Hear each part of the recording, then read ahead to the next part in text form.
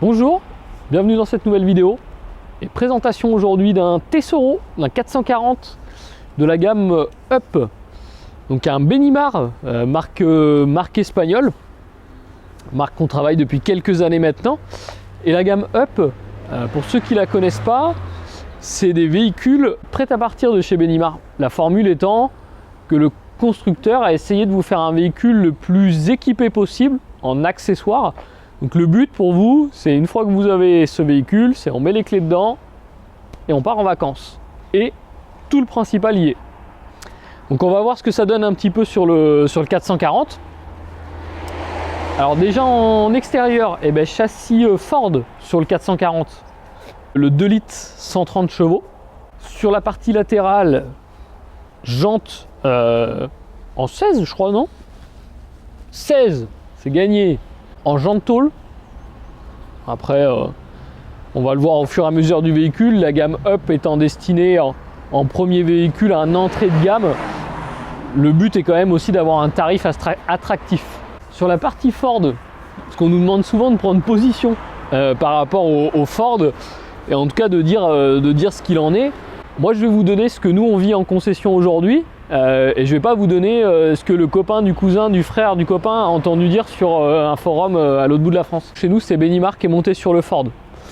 Moi sur l'ensemble de ma gamme Benimar, l'année dernière, ça a été un véhicule en retour Ford juste après la livraison.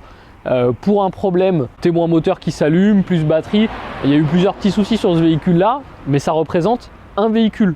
À savoir que chez Fiat, je n'ai pas non plus zéro défaut. J'ai actuellement un véhicule qui souffre d'un problème de cardan où la pièce n'est pas disponible. Le véhicule est bloqué. Donc, faut relativiser par rapport à ce qu'on entend sur Ford. Et moi, souvent, quand on me pose la question est-ce que Ford est fiable? Oui. Et si on me dit je connais quelqu'un qui a eu des problèmes avec Ford, donnez-moi le nom et le numéro de série. Et en fait, quand vous vous rendez compte, c'est toujours le copain d'un cousin. Donc attention, relativiser par rapport à Ford, ça ne veut pas dire ce que je suis en train de vous dire qu'il n'y a pas eu des problèmes dans le passé. Attention, aujourd'hui, si cette réputation est présente chez Ford, c'est qu'il y a une raison. Et la raison, elle est parce qu'à un moment donné, Ford a fait des boulettes et n'a pas assumé. Ça, c'est vrai. Cette réputation, elle ne tombe pas du ciel non plus. Par contre, par rapport aux nouveaux véhicules, aux nouveaux châssis, etc., relativisons. Ce que je vous dis, sur la saison 2021, moi j'ai eu un problème. Si on reprend sur la saison 2020, c'est pareil. J'ai un véhicule où il y a eu un échange standard sur un moteur. Donc, mais c'est des choses qu'on voit aussi chez Fiat et aussi chez Citroën. Vous vous doutez bien que si on commande ce type de véhicule-là, sachant que Benimar fait aussi du Fiat, d'autres véhicules sur Fiat, on a Carado qui nous fait du Citroën, etc. J'aurai aussi la possibilité de commander autre chose que du Ford. Donc aujourd'hui, si on commande du Ford, c'est aussi parce qu'on a confiance. Et à titre personnel, mon Ford, aujourd'hui, il a plus de 30 000 km, il doit avoir 32 000 km, zéro problème dessus. Et je roule en Ford toute l'année. Je ne peux pas vous dire mieux au niveau de... Vous comprenez bien que si j'avais le moindre doute sur le Ford, est-ce que j'aurais été assez bête pour acheter un Ford? Voilà, je ne peux pas faire mieux en termes de confiance envers cette marque que de moi-même l'utiliser au quotidien tous les jours. Donc dire que je ne serai jamais embêté avec un Ford, non, on ne peut pas le dire. Mais comme on ne peut pas le dire sur aucune marque, aujourd'hui, on voit bien que sur le nombre de véhicules vendus, ça reste une infime partie où on a des problèmes, comme toutes les marques. Pas de panique quant au Ford. Et quand on choisit aussi un concessionnaire qui assume le service après-vente, c'est aussi une solution pour être tranquille avec d'éventuels problèmes. Voilà, aparté Ford fini, parce que ça fait au moins 10 vidéos qu'on me demande de prendre position.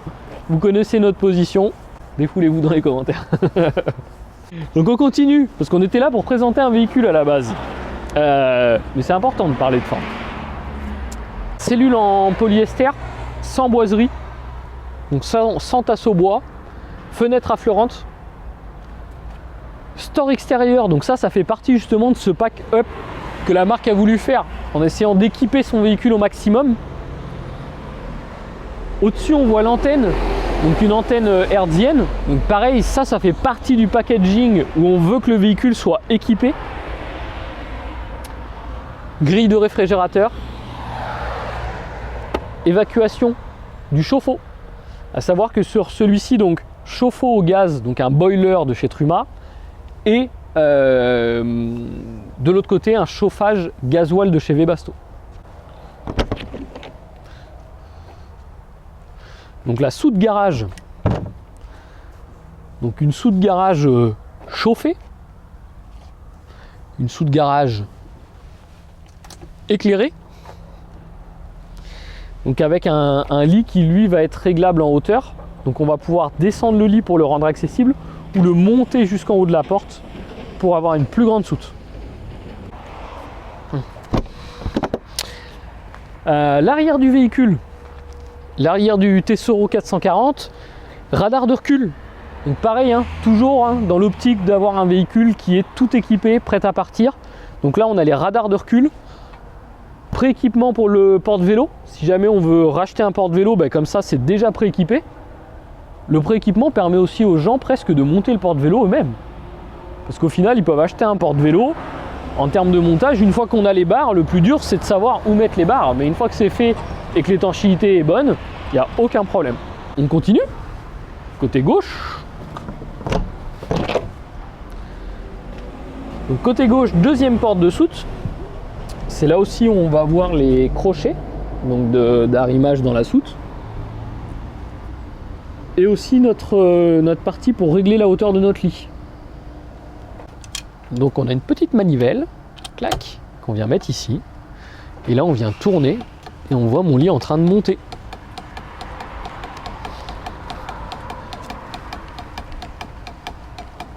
Par contre le monteur n'est pas livré avec, on est bien d'accord. Et la possibilité aussi de le redescendre si jamais on souhaitait pas exploiter la soute à 100% et puis avoir un lit aussi plus facile d'accès, parce que vous doutez bien que quand je baisse ici, mon lit va être plus facile d'accès. Allez, on va le laisser comme ça.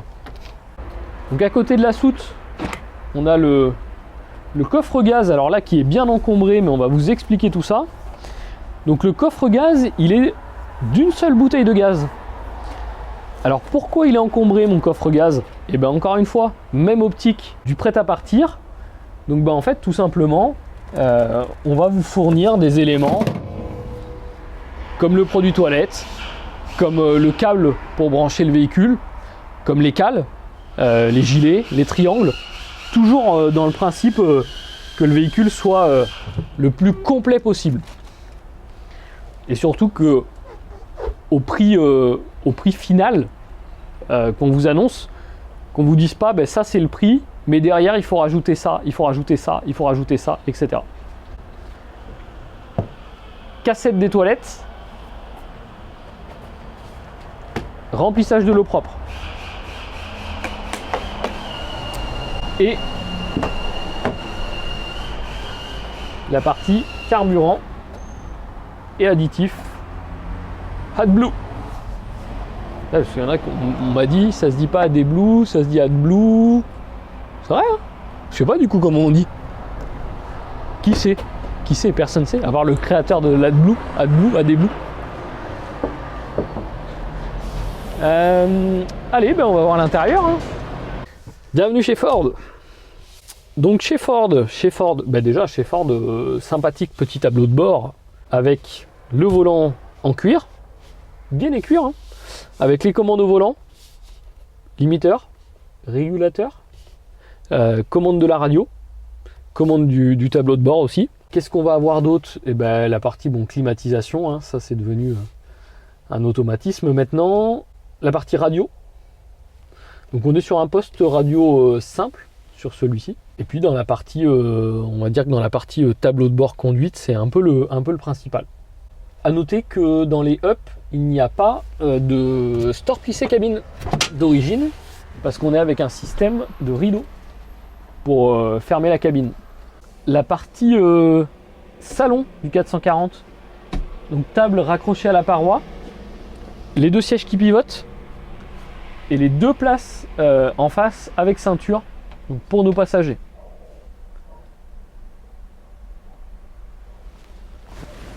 La table, forcément vous vous doutez bien qu'elle se rallonge. pour que notre ami qui est ici puisse manger convenablement. La dinette aussi se transforme en lit pour 4 personnes, parce que là on est sur un véhicule qui est en 4 places carte grise, on l'a dit, et même si on a un véhicule assez court en termes de longueur extérieure, on fait 4 places carte grise, 4 couchages. Au niveau de la casquette, on voit qu'on a un petit peu de rangement et qu'on a notre Skydome en double vitrage ouvrant.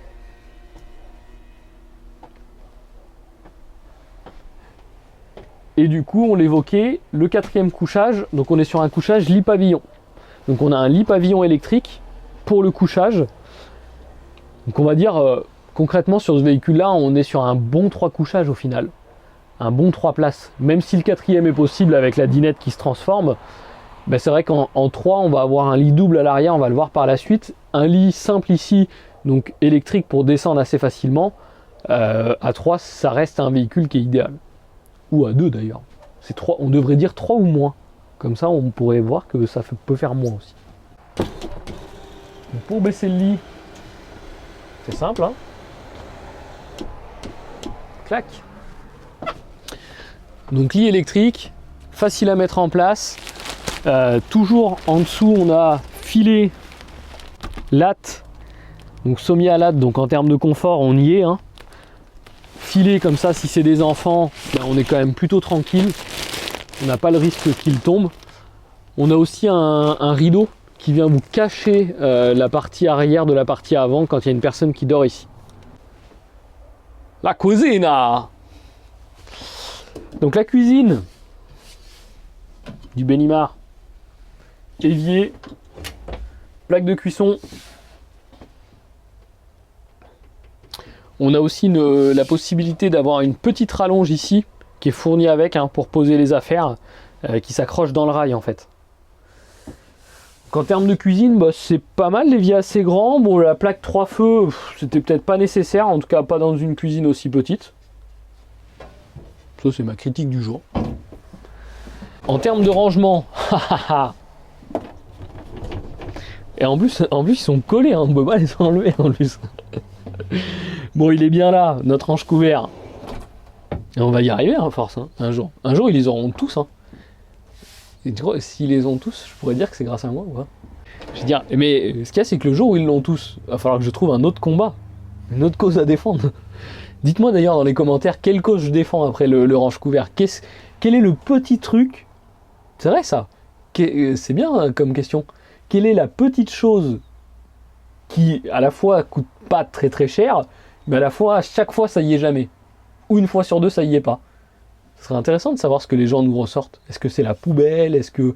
Dites-le dans les commentaires. Je pense que les gens, ils ont plus d'idées que moi là-dessus.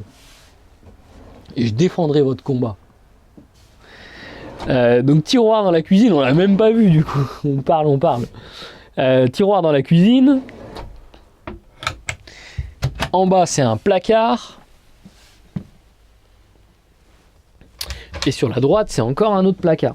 Assez grand, qu'on pourra peut-être aménager si jamais on le désire. Dans la cuisine, prise 220, prise 12 volts. À noter aussi.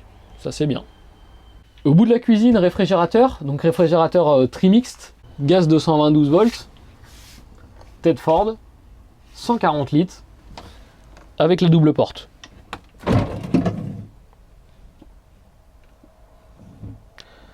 Est-ce qu'il y a des gens qui ont loupé ça? Il y a peut-être des gens qui ont loupé ça. L'organisateur en bas. Ça se trouve, il y a des gens qui l'ont depuis le départ comme ça et qui l'ont même pas vu. C'est possible ça ou pas? Ça peut arriver. C'est un petit organisateur, tac, pour trier ses affaires. Je serais content si j'ai appris quelque chose à quelqu'un qui ne l'avait pas vu. Tu sais, ça, c'est toujours les bonnes nouvelles. Quand on n'a pas vu un truc et qu'on se dit ah bah tiens, j'avais ça dans mon véhicule. On continue les rangements. Donc sur la partie haute de la cuisine, un placard qui n'a pas d'organisateur, on va dire, d'étagère milieu, et un qui l'a. C'est pour les verres à pied. Au bout de notre cuisine, tableau de contrôle, donc tableau Benimar, et juste en dessous, le bouton du chauffage Webasto. En haut de notre frigo, un petit placard. Il est haut, hein. Mais là, l'espagnol, il réfléchit. Tac, tac, tac, tac. Et voilà. 1,60 m. Tout va bien. Sans forcer. Je suis pas sûr que la base des marches ait été réfléchie pour aller jusqu'à là-haut. Mais c'est là. Donc dans les marches, et ben justement les marches en fait c'est du rangement. Là aussi. Donc rangement assez profond. On voit en façade, on a le bouton du chauffe-eau, donc du boiler, donc gaz de chez Truma. Dans la deuxième marche, ils ont aussi fait du rangement.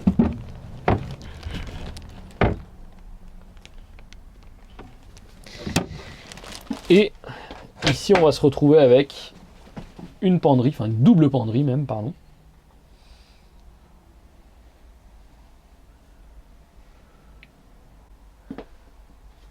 Des fois, on nous dit ah, est-ce que vous nous dites c'est à dormir debout? Ben voilà. Ça marche pas. Elle n'est pas très bonne celle-là. Non, mais la penderie, des fois, on nous dit elles sont trop petites. Ben là, il y en a deux quand même. C'est vrai. J'aimerais, du coup, qu'on nous dise que là, du coup, c'est très grand. Parce que des fois, on nous dit très petit. Bon. Passons au cabinet de toilette. Il y aura peut-être moins de bêtises à dire dans le cabinet de toilette. Cabinet de toilette et douche. Alors, on est dans un cabinet de toilette et douche dans le même compartiment, mais séparés.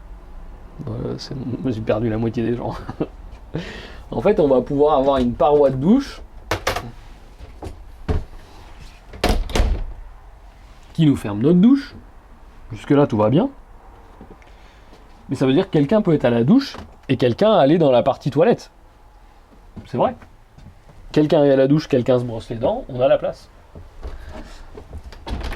Et tout ça dans un petit véhicule. Pour la partie du toilette, bah toujours donc un lavabo, notre toilette Tedford, donc jusque là tout va bien. Tous les petits accessoires qui vont bien, porte-savon, porte-gobelet, sèche-serviette, support papier toilette, franchement top. En haut, on a les rangements. Donc rangement avec des petites portes pour pas que les affaires tombent. Un lanterneau au-dessus pour aérer. Un rangement en partie basse en dessous de lavabo. Ils m'ont enlevé mon rouleau avec la feuille qui dépasse. C'était rigolo ça. Et dans la douche, on va là aussi avoir tous les petits accessoires qui vont bien. Sèche-serviette, porte-savon. Au niveau de la douche, donc les deux bondes séparées. Donc, je trouve que l'espace est optimisé. On a un espace qui n'est pas très grand, mais qui est fonctionnel. Et surtout, tous les petits accessoires, encore une fois, tous les petits accessoires qu'on rajoute. Le porte-savon, ça paraît rien, mais la première fois que vous allez rentrer dans votre véhicule, s'il n'y en a pas, vous allez dire ah bah mince, le savon. Donc vous allez retourner en concession, acheter un porte-savon. Alors, encore une fois, c'est des petits accessoires, mais c'est du plus. La partie chambre-lit. Donc là, le lit, je l'ai baissé. Il n'est pas tout à fait en position la plus basse, mais pas loin. Au niveau de la chambre, donc, on va retrouver des rangements, donc des placards tout le long à l'arrière.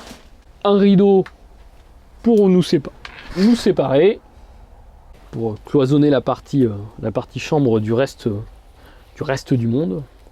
La taille du lit est tout à fait correcte. Je vais vous la redonner. On a aussi un lanterneau pour ventiler et au pied, on a une petite fenêtre aussi pour ventiler. Et on voit à côté la télévision, parce qu'on a dit on a une antenne hertzienne qui est présente, plus du coup la télévision. Donc on l'aura compris, on est sur un lit transversal. Je dis tout à la fin de la vidéo, ça fait une demi-heure qu'ils l'ont vu. Mais lit transversal, d'ailleurs lit transversal, ça se fait un peu moins que ça s'est fait. L'avantage par contre du lit transversal, c'est d'avoir une grande soute. Très grande soute garage. Là en plus, le fait de pouvoir monter et descendre, ça veut dire lit accessible ou pas. et très grande soute garage dans une dimension de véhicule qui reste correcte. Parce qu'on pourrait aussi avoir une très grande soute garage dans un lit jumeau qui fait 7,50 m. Hein. Benimar, Tesoro 440 Up, donc on l'a dit Ford Transit 2 litres, 130 chevaux, 4 places carte grise. Dimension du véhicule 6,34 m de long, donc pas très long, 2,30 m de large et 2,89 m de haut. Donc ça c'est plutôt du classique pour le reste des dimensions.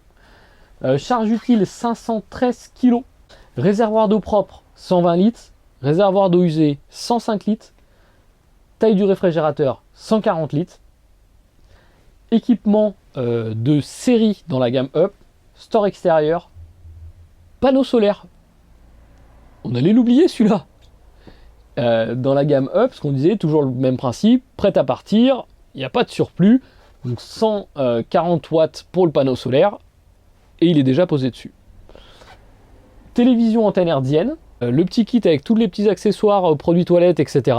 Radar de recul, donc on a un véhicule qui est plutôt bien équipé. Alors, on pourrait toujours en rajouter, c'est pas du tout le problème, dans le sens où si on voulait rajouter une clim, une antenne sat auto, etc., il y aurait toujours des options supplémentaires. Mais la base est là, est bien présente. Tarif du véhicule, 52 361. Donc on est plutôt bien placé. Alors, ceux qui ont déjà eu des 440 dans le passé vont me dire, ça a augmenté. Oui, mais comme tous les véhicules, alors malgré tout, on reste bien placé par rapport à la concurrence. Effectivement, il y a eu des hausses tarifaires assez importantes sur tous les véhicules, et la gamme Up n'en a pas échappé. Prix valable aussi uniquement sur ce modèle-là. Non, parce que j'en ai un deuxième qui doit arriver un petit peu plus tard normalement, s'il arrive jusqu'à chez nous. Alors attention à être vigilant aussi sur la date de sortie de la vidéo. En dessous de la vidéo, vous avez la date à laquelle la vidéo est sortie. Si vous voyez cette vidéo au mois de mars, très bien, tout va bien. Si vous la voyez au mois de septembre, attention, le prix risque de ne plus être le même, et le véhicule d'ailleurs risque de ne plus être disponible aussi. Le seul moyen de s'en rendre compte, www.campingcar16.fr, et là sur notre site, on tient les stocks à jour et les prix à jour aussi. Voilà, c'était tout pour cette petite présentation du Benimar. J'espère qu'elle vous a plu, et puis nous on se dit à bientôt dans une prochaine vidéo. Bonne utilisation, bon voyage, bye bye.